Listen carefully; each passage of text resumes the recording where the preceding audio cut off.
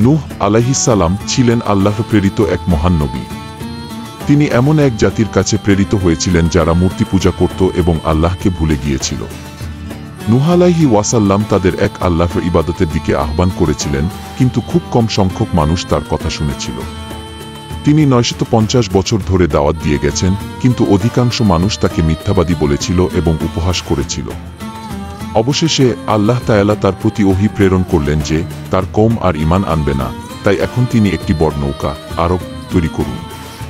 নূহ আলাইহি ওয়াসাল্লাম আল্লাহর নির্দেশ অনুযায়ী একটি বিশাল নৌকা তৈরি করতে শুরু করলেন। লোকেরা তাকে আরও উপহাস করল, কারণ তখন ছিল শুকনো মরুভূমি, আর সেখানে নৌকা বানানো দেখে সবাই হাসত।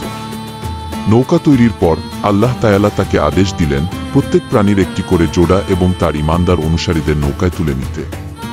তারপর আল্লাহর পক্ষ থেকে এক মহাপ্লাবন বড় বন্যা শুরু হলো। পানি আকাশ থেকে ঝড়ল এবং জমিনের ভেতর থেকেও বের হলো। এই প্লাবনে সমস্ত কাফির ও মুশরিক জাতি ডুবে গেল। শুধু যারা নৌকায় ছিল তারা রক্ষা পেল। এভাবে আল্লাহ তাআলা সত্যের পথে থাকা মানুষদের বাঁচিয়ে দিলেন।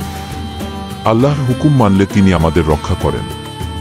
যারা ঈমান আনে না তাদের পরিণতি ধ্বংস।